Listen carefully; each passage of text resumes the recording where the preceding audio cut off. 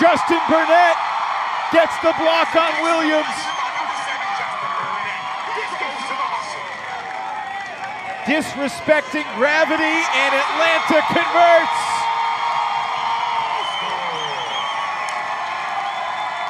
The pressure was building through that entire defensive point. Saw Rushmeyer-Bailey look left, looked right, couldn't find anybody, and normally Jack Williams is the safety net coming from downfield to get the disc, but right here, the last second, Burnett has a read on it and elevates early. Well before Jack. Double team, Miller hopping around.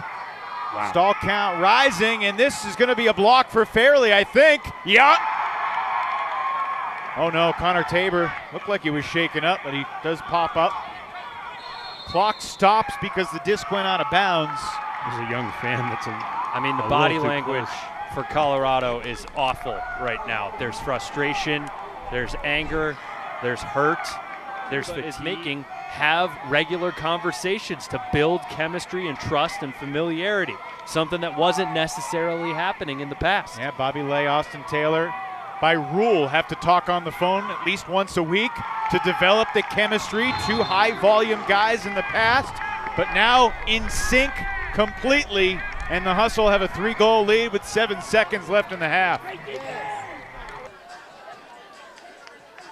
But it's a return back the other way as Christian Olsen answers the call for Atlanta. Olsen got up there. Bobby Lay sending Jeremy Langdon. Langdon all the way into the end zone. If the second half is going to be like that, buckle up. Most folks hadn't returned to their seats.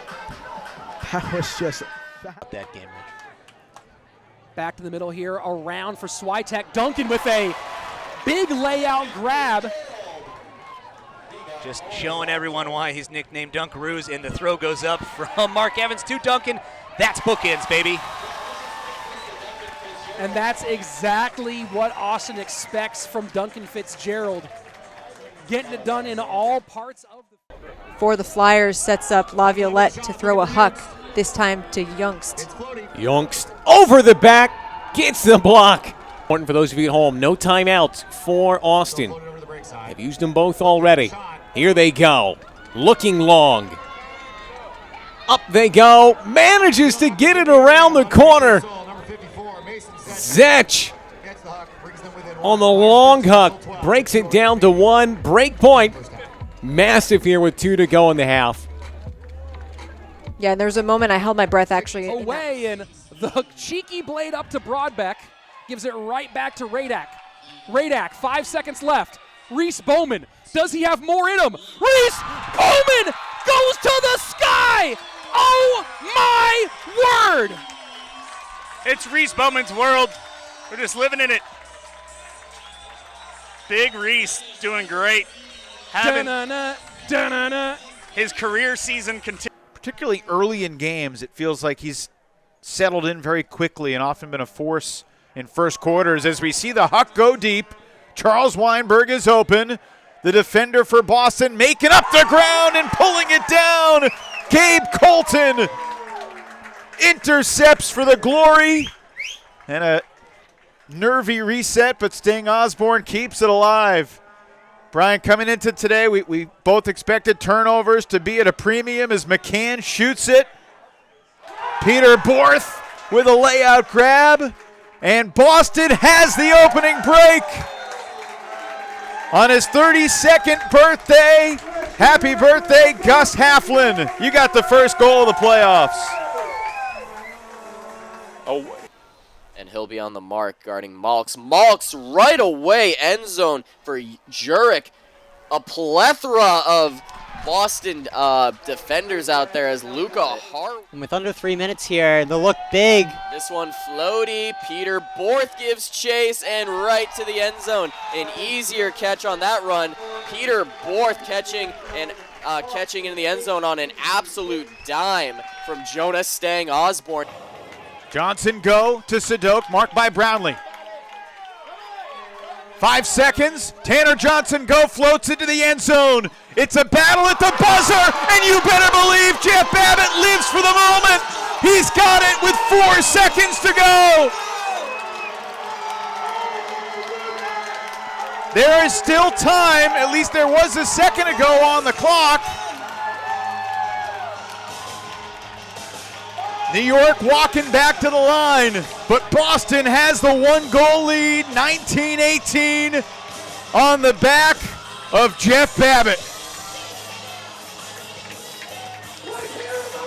We knew it was going to happen. Boston Glory played their best defensive point of the season. They forced the coverage sack. They take the timeout, and in all of the chaos, I don't know, how did he find his way through? He's not a small man, Evan. He slithers his way through, reads the play, and here we go.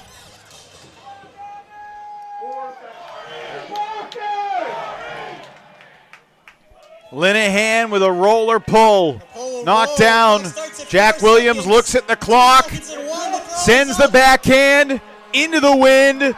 Looks like it's going to be short. Boston needs a Ness deflection, and Cable pulls it down, and Boston is moving on. The Glory have defeated the reigning champions. 19-18, Boston will head down to D.C. 2 weeks from today. Under 10 seconds left. Bennett uncorks one. It's going to come up short. Mitchell catching it. He tries to uncork one back the other direction. I think he did get it off. This is going to reach the end zone. And skying the pack is Trevor Lynch, getting big over everyone and coming down with the goal. What an incredible grab. That was sick. Interesting to see the personnel. Austin Taylor takes the field. Aiden Downey. Oh, what a play by Christian Belis. He accelerated, launched, and got the block here. And a second break chance for the Flyers. Big layout from Bloodworth on the swinging reset from Wheaton near the sideline. That was very close to a straddle and being out of bounds, but they ruled Mataraju got it in. Hammer to Fisher, and the Flyers have their first break of the night. Donardis fired up. The sideline storms the field. Carolina within 1. Yeah, that spike there. Well played, though, to Foster. What other option do you have, Ian? And now Leahy. And that wasn't clear who that was intended for. It's easily intercepted by Fisher. This is starting to look like a tired point. Which team will have the legs to finish it? Fisher sending Swanson. Drew Swanson in the end zone for Carolina.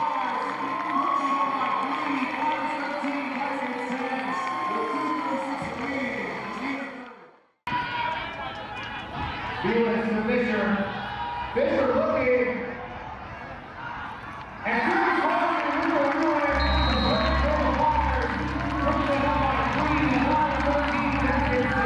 Growski does there. The big guy has to get long, but unfortunately a floaty throw into the middle of the field.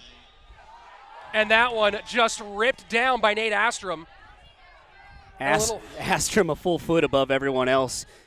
And this has got to be part of the challenge for them, is they've had to spend a lot of energy playing defense. Astrom lets it fly.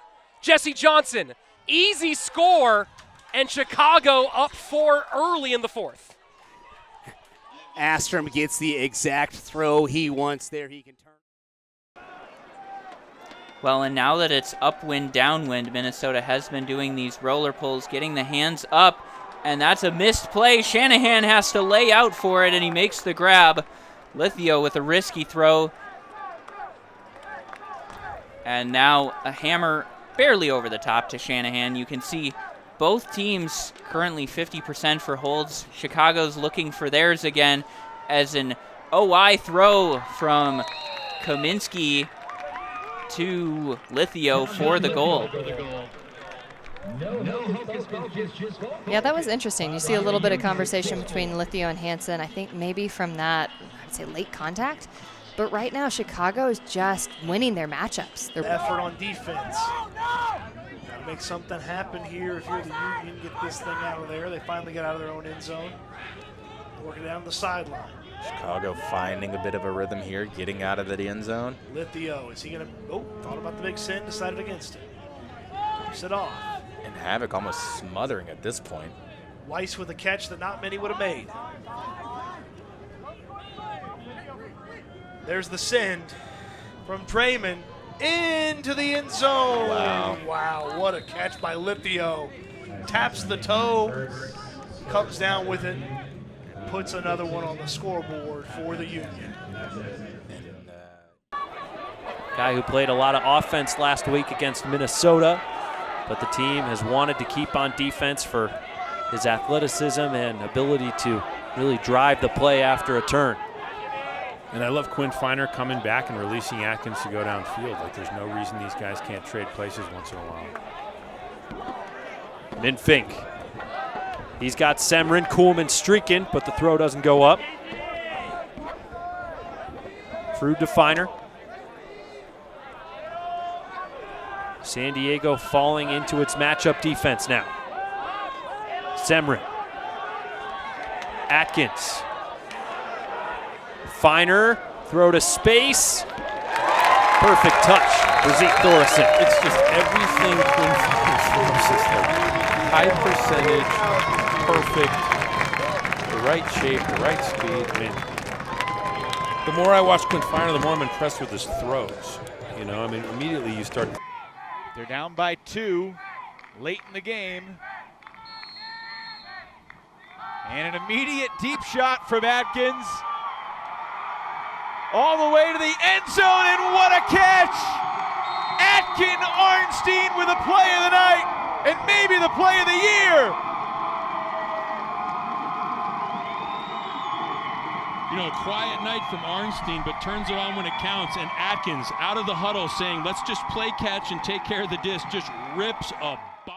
Here in the second half of the season. Yeah, and he's got that baby face, so he'll beat you deep, and then he's got this big silly smile, and it's just like, it's almost worse, you know? Here's Logan Pruce with Quinn Finer. Finer in rhythm.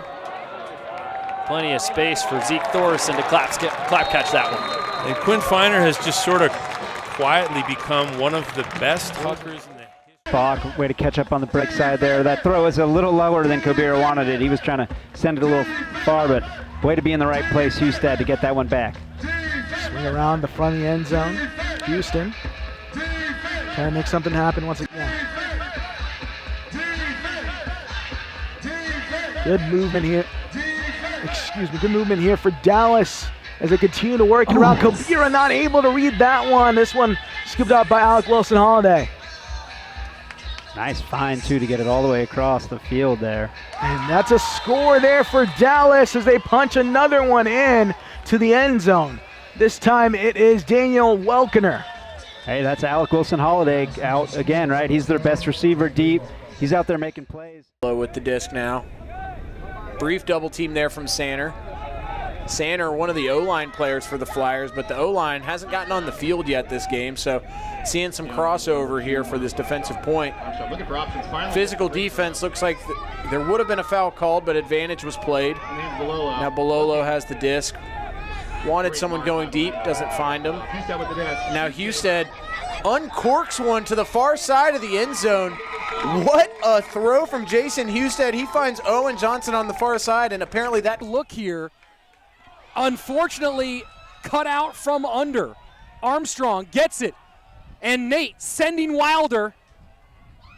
And Dallas taking advantage of the youthful play on the 4-11 before that.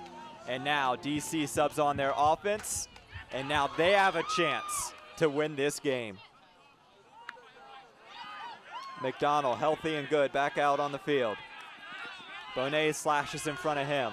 He takes a shot to Tyler Monroe for the win!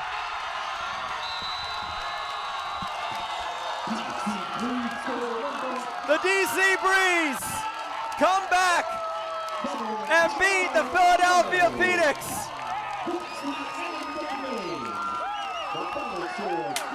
What a game!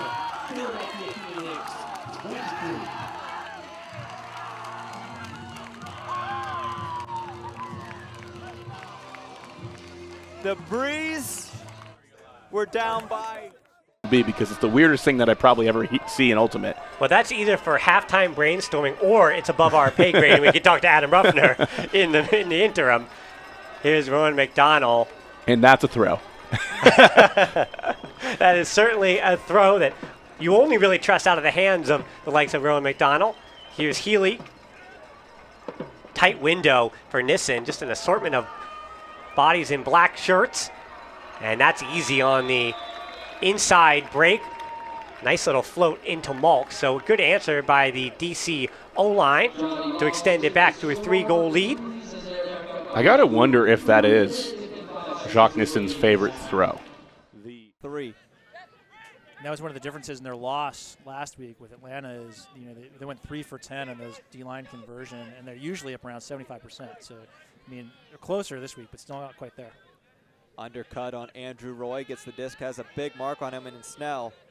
I believe the initial cut fell down, but Kevin Healy, great heads-up play, went back to retrieve the disc. Wodach on the backhand around. Gets his defender to fall. Has a wide open Gus Norbaum. Now Wodach is directing the offense. Inside throw to Healy. One more to space. Jurek jumps in with a bunny hop. And DC now is up 10-7. Well, we've talked about Cole doing a little bit of everything. We talked about Jacques doing a little bit of everything. And here we have Jeff Wodach. And now Dewey with the disc, getting higher on the stall count, gets it to Wallen. Wallen, again, continuing to provide an outlet for this Detroit team when they get in high stall situations. And now Felton with the grab. Blade. And that's a goal. Yacht almost had it there. That was a really good shot by Felton. I liked the feeding throw up the line from Garner. The double team on the sideline. Jake Felton doesn't have all that space to throw a big hammer. Doesn't matter. Big swing, creating space. Number 11, Justin Wolin, finds number 12, James Kloss. Back to the middle. 2-14, Jake Felton, who looks into space. Oh, and the concentration. Jordan Hill reins it in. Two different styles of play being advertised tonight as Detroit's continuing to work upfield. A heck of a grab by Felton. This is Marino. Right back to Felton. Try some give and go action. Can Marino chase it down the layout? He gets 2 hands on it, and the Mechanix answer in just a matter of seconds.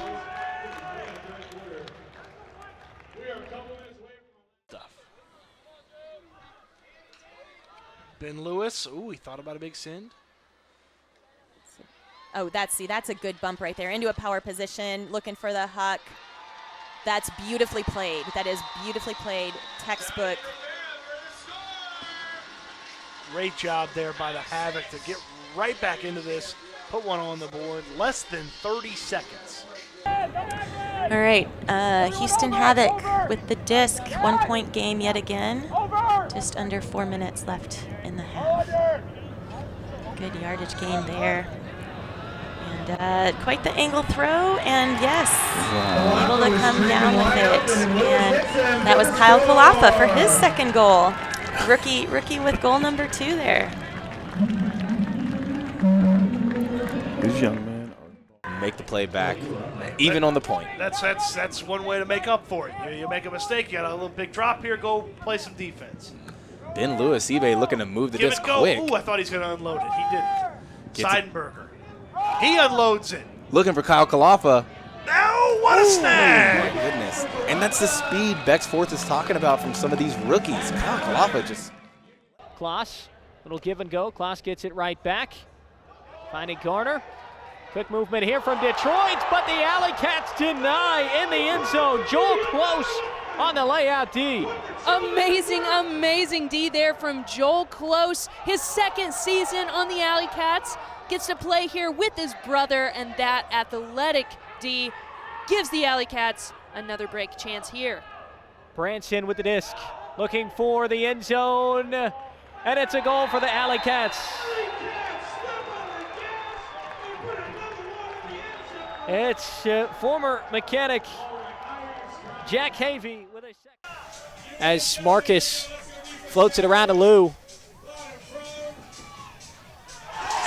And the crowd's help pays off there. It's D for Indianapolis. It's Hutton. Swings it around to Wettengelt. Now Thatcher had his eyes downfield. Thought better of it. Gives back to Hutton. Thatcher cutting across. Chases down another disc. Nice catch from Goodeman. And Hutton goes inside for the goal. Brock comes up to help his teammate out and give it to Jacobs. Also, too, a really cool opportunity that these guys got to have last year, the AlleyCats that is. They got to put on a halftime showcase of an Indianapolis Colts game when the Colts played the Pittsburgh Steelers. And they played the Pittsburgh Thunderbirds in that halftime showcase for fun. Got a lot of fans interested in it. Had Blue throw the first pull, start the show. Blue being the Colts mascot. Carpenter flies up to get it. Carpenter going for it all. Goodeman trying to get there, and he does! Nice play. And when you want to try to make sure your hucks are on point, that's what you're looking for. Whoever comes out of the West better play. Seattle might have something to say about that. 2 matchups remaining between Seattle and Salt Lake. And they have a good track record at championship weekend, too. It's worth mentioning. So I wouldn't mind watching Seattle battle for the West.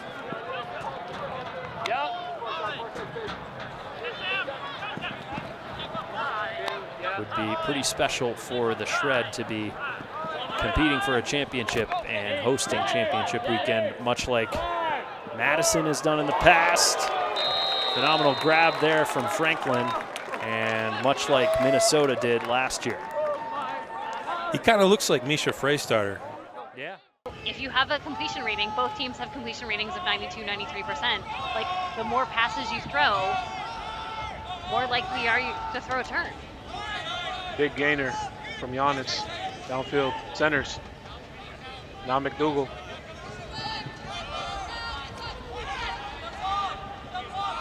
LA looking composed here early.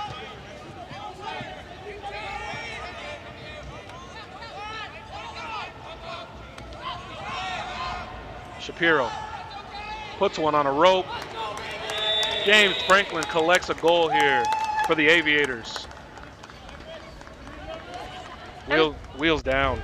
That was really nice spacing from Franklin. And now he's covering the reset handler. Shapiro gets open. Keoy, just talking about him, a big possession-saving grab from Cook. Over to Keoy. Keoy with a big reset. Those types of experienced throws I was talking about. It says, hey, let's get some space. We'll stop keeping the side of the field so crowded. Give our cutters some room. Crack into Ravenel. Ravenel gets it for the goal. McCracken to Ravenel. Mining and finding. Colorado contend here, lead clock. They seem to be almost playing for overtime. They like where their momentum's heading. They would love an additional quarter to play. Atkins carving into space, throwing his receiver open, and Carrico slams the door on Colorado's comeback. A bit too much, and the defender could get into position. Wilson scoobers it to McCarthy. They need just 2 more completions. Atkins hustling back. What an attempt! Atkins, Mechanix reels in. Dishes it in the end zone for who else but Robert! And the crowd and sideline storms the field. Johnson sustaining a rib injury at practice the other night. Nelson sustaining a concussion in amateur division play last weekend. Ooh, and a tough grab there from Kanaki. He's been clutch all season long. Saw him running wind sprints in warm-up, looking real spry here tonight. As this O prime unit takes over on just the second possession of the game. Second offensive point for Madison, looking for their first score here. Testing out Robert into space. That disc hangs a little bit, but just perfectly between the 2 closing in defenders. Madison gets on the board. 20-20, pull going up, Shrywise underneath of it to field it, and we've got a thriller of a finish here in the capital city of Ultimate. If any of you are just tuning in now, you are in for a Central Division chaos moment. 17 seconds left on the clock. Madison still not in the attacking half. Shrywise putting a good bit of air underneath that, but Nelson reeling it in, dishing it to Gumby. Crowd going nuts. Flag up, and Madison takes a 1-goal lead with under 8 seconds remaining on the clock. And I have to admit, I got a little bit nervous there as Jack Nelson was milking it like Anson. Laviolette with an angle. Laviolette with a stall count rising. We got a whistle. It's a stall. That's a coverage sack, folks. Vinoka breaks the mark, and a gigantic bid by Tucker.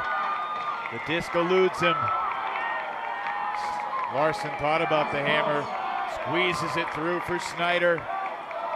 Brandt with a confident looking pivot, and he finds Brian Vinoka to double the windshield lead with under 3 to play. It's Klein with the disc in the center of the field, officially 12 seconds on the clock. Up to Silva Fernandez, up to Larson, already at midfield. Taylor's got it at the 40-yard line, up to Brandt looking for this assist. 3 seconds, goes up. Klein, Jurley, and he's got it in the end zone. Klein saying it could have been me, but good job, Ant. Yeah, interesting choice, Detroit, to not press, to not put pressure. Nate wanted a foul call, didn't get it. Now he flies it to Jake Rubenmiller. Jake Rubenmiller, beautiful play by Minnesota. Snatched out of the air by Leo Savell Fernandez, and that saved a goal. Now Minnesota will get another chance here on this break. They'll go deep. Bevon throws it up. Jesse Johnson trying to recover. It'll be short of the end zone, but Minnesota with the disc.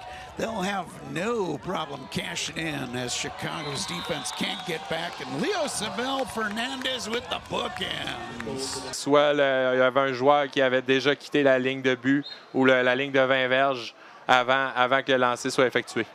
Ça a permis à Montréal un beau petit lancer en sous-coupe. Brissette avec un lancer sans aucune hésitation pour retrouver Bono qui était de passage par là dans la zone de point. Bono en inscrit un autre, un 16e. Tir de l'arrière contre DC, contre qui ils n'ont pas perdu, je crois, depuis au moins 2 ans. Donc vraiment, les choses bougent de façon très, très importante dans la division S. So for those who are wondering, there's a game right now in New York against the DC Breeze. And DC Breeze are leading by 2 while we see Kevin Grou qui s'offensive après une passe de Rousseau. Puis je crois que Rousseau aurait aimé leur... Belle combinaison ici de ces 2 joueurs élites. Nissan qui attaque la ligne. Oh, le lancer sous coupe. Oh, ça a été touché. C'est Bernard qui provoque la défensive. Opportunité de bris pour les Montréalais. Bernard qui scelle le 10. Oh, tout le tout! C'est de la spectacle, sauf ce 10. Montréal dans la zone rouge. Wow, Bernard, là, ici, là, qui en rajoute après une belle défensive, va sauver ce disque sur une contre-attaque qui était peut-être un peu précipitée du côté des Montréalais. Dylan, la Combergoine, c'est Charles Gay sur la ligne. Montréal qui menace pour aller un point bris. C'est Christophe Tremblay-Joncord, le capitaine, qui octroie aux Montréalais leur premier point bris de ce match. C'est 8-7 pour le Royal avec 10:45 à faire à la première mi-temps. Oui, superbe défensive là, de la part de Julien Bernard. A few times, and so the D-line was coming out on O-line points. High stall count, and Breton Tan lays out, knowing there was only one spot for it to go. Now 22 seconds for the Empire D-line. Brownlee, Breton Tan, Davis on his horse. Brownlee again, Randolph in the front of the end zone. Blink and you'll miss it. This Empire counterattack, as deadly as there is in the league. Fast break points for New York, looking like the Knicks on the run out there as they took off after that turnover. and never let the defense recover. At UNCW, and he gets a block in the backfield here, showing off his all-field game. And that reset ripped down by Brownlee, whose cross-field hammer will work. Mike Dross brings it in. Wow. That's just individual excellence from Marquez Brownlee to bail out a possession at stall 6.5, climbing the ladder. Unbelievable play. He played a bunch of D-line when he had some shoulder issues in the past as well. I referred to Elliott earlier this year in a written piece as an underrated athlete, and he kind of took exception. He's like, I'm not underrated as an athlete. Would you rather I call you an overrated athlete? Properly rated. Yeah, he feels he's got some game, and he certainly does. Unmarked for the moment. Minnesota trying to calibrate defensively. Sam Jonas back to Elliott Chartok. Falling down, backhand, and it's caught in the end zone by Axel Agami Contreras. New York, technically that's a hold, but it feels like a backbreaker. Oh, man. I mean, an area of growth for sure for the young Will Brand. At half field before any true defensive pressure was put on. Here's Adkins connecting. Burns gives it right back. Ooh. Poetry in motion. Adkins to Frankenberg.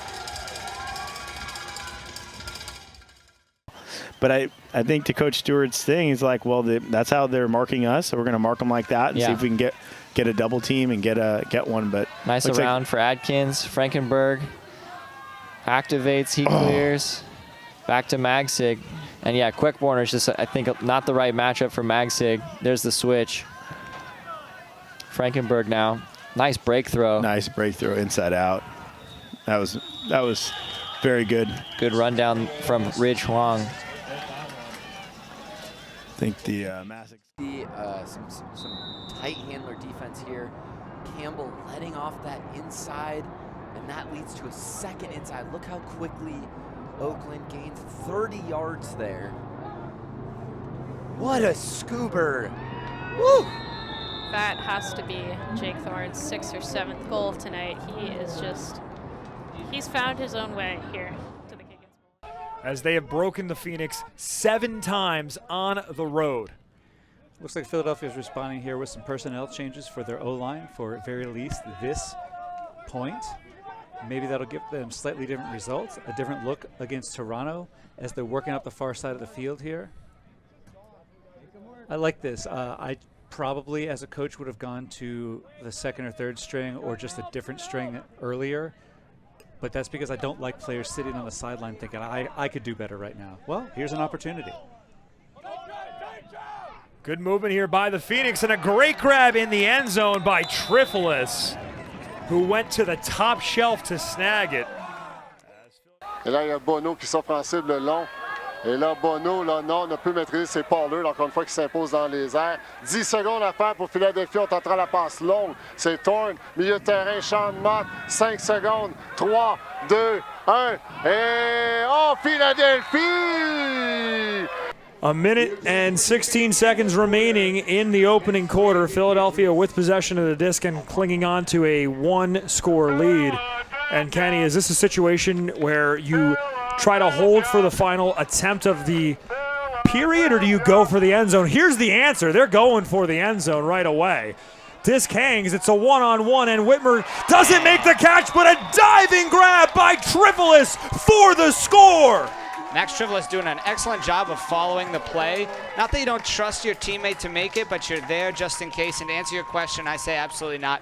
Philadelphia has to play their game the entire time. When they have lost some close games this year. Oh, I'm sorry. Correction. Clock started late, so they need to bleed a couple of seconds. We are under 18 here to go. So Pittsburgh having even less time. You have to factor in the fake fan countdown here from the home faithful. Oliar getting it on the far sideline, looking up for Landis.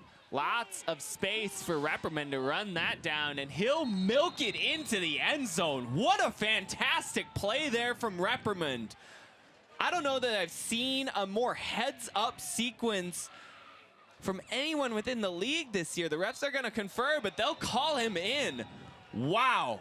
And to your point, Colin, another.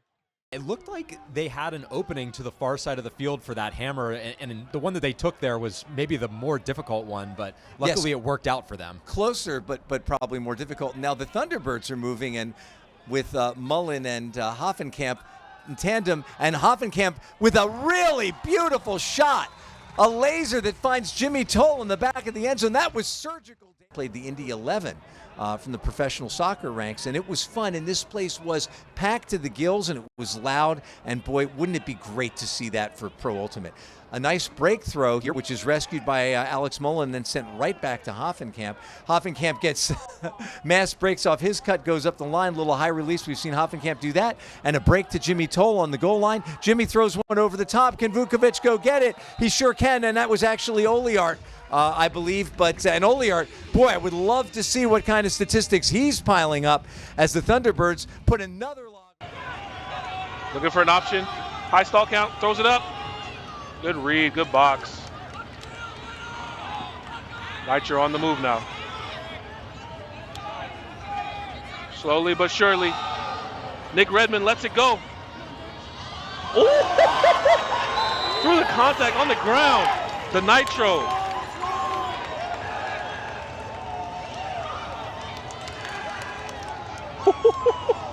The thing that's sticking out to me right now is that Nitro's, the players on the field and pick up that dub. That's going to be huge for this program. Kearns and Sawyer Thompson there on the double team. Sawyer Thompson, stacking his deck against the Portland Nitro. Yeah, we had to mention the Magic the Gathering appreciator, Sawyer Thompson. Beautiful hammer there to Barham. Ben Thonis has had his way. Nobody going.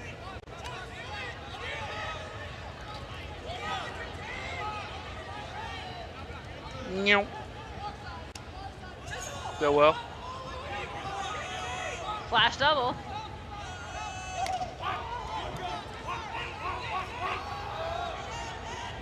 Wait for it. It's a goal. Henry Wade. It's a kind of a big mistake. Takes practice to execute that kind of pull, definitely. So an advantageous starting position here for the Shred offense. Just less field for us to cover. It's smart. You do get to set your defense. Nice use of the undercut to space there as the stack's getting a little deep. Salt Lake's just so good at moving. It seems like everyone's a throw and go person on their team, and they can't have all throw and go. Woo! Nice footwork. Nice dime from Kerr to bring that back in, and the thing about sports psychology is when you have teams like Salt Lake that have played really well and performed well, and then you have the Aviators coming back and getting blocks on them and saying, hey, we're going to go for those and getting that can also change the momentum of the team that's been used to pretty much getting what they want on the field. Kerr from the sideline throws his around flick. Let's see what this Shred D, Doe fence as you like to call it, has in store. Oh boy, big shot! Huck to start. Oh boy! Out in front, wow. Great pace on that throw and a nice track down for the Shred. Off to the races here, looking for that first break opportunity. Mwanga with the inside out. Oh, well, way out grab. The Shred find the first break opportunity. they've done a pretty good job in the backfield tonight, Steve. Around for Ruben, it looks like. Casey Wu, nice grab underneath, and it's Miller. Nice shot down the line. Can it stay in? Oh, and a massive grab from the bearded one, Travis Dunn. What a grab. Oh my gosh. He's making up for that drop from last quarter. Man, he was fired up. I think Miller's excited because it looked like it might have been a little far, but Dunn just shows he's still got it. The ageless wonder. We haven't seen. Great grab. This pole is going to roll out the back, but it touched inbounds. Growlers. So Growlers have a lot of end zone to climb out of here as it's back to Lentz. Nice throw. There we go. Koo upfield. Broke right out of that. Yeah, that's great. Back to Koo. Nice floaty shot. Lentz is chasing. And that's a goal for the Growlers. That's a great throw by KJ Koo. Bring in Tim Elliott. Let's see what these guys can do. Let's build for the future, because Colorado needs to be good this year. Colorado needs to be good next year. And a lot of that can start right now. In his Tuesday toss column, Evan Lepler identified other West Division teams as building towards 25, but not the San Diego Growlers or the Colorado Summit just yet. That's Thomas Kanogaris with the emphatic sky to bring the Growlers back within 2. He gave me a free one. No call. Play continues. Ooh, Garrett Martin. Ooh. Wow. Seattle still looking to, back to back. Garrett Martin putting the team on his back at this point. Ambrose.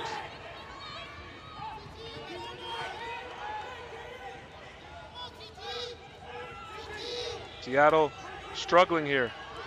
A third.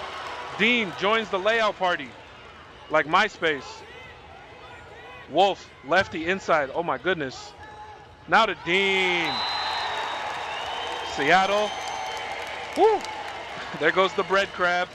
I asked him what does he want to name it. He said bread crab. I'll go with that. So I don't know. Don't ask why, but that's what he told me. It has to do with an emoji. Initiating from the sideline with the game on the line. Pure calm and collected from Munoz to get that reset through the double team. We are under a minute in the West Final, tied at 20. Tommy Lee resets for Aaron Wolf across midfield. Loafing feeds Leahy. Here's a double team. Leahy up the line. Wolf with 35 seconds left has thrown the go-ahead goal to put the Cascades on top as Martin gets the foot down just inside the line.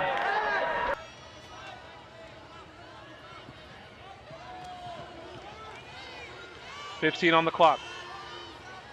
Zeppelin Ronig gets the under. 10 seconds. Spencer Loafing puts it on a rope. Tommy Lee connects. Wow, Seattle goes up top with 5 seconds remaining. Woo! That was the confidence they needed. Yes. Oh my gosh. The crowd is loving it. As Toronto looking for another break. Here's a huck broken up by Suvorov, but caught. What a play! Keith McRae stays with it, and Toronto scores. One of the better plays you'll see all season in the UFA. Always a matter of focusing on it as you go, believing that you're going to have the opportunity to make that play off of a carom disc. Keith McRae.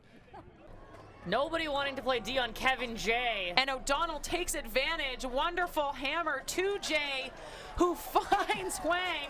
Hwang sees a wide open Nathan Shea, and Turcotte with a lovely inside-out shot. Nathan Shea with what I believe is his 7th. As great as we imagine them. Hwang has to toss this one up, and he does. Toronto continuing. Here's Carvalho now switching over to Palaz. Hwang again with time. Hwang looking for the backhand, floating up. Oh, it's off of him. Tapper can't get to it, and it's caught by McKee for the score. A great effort, but nonetheless into the breadbasket of Griffin McKee.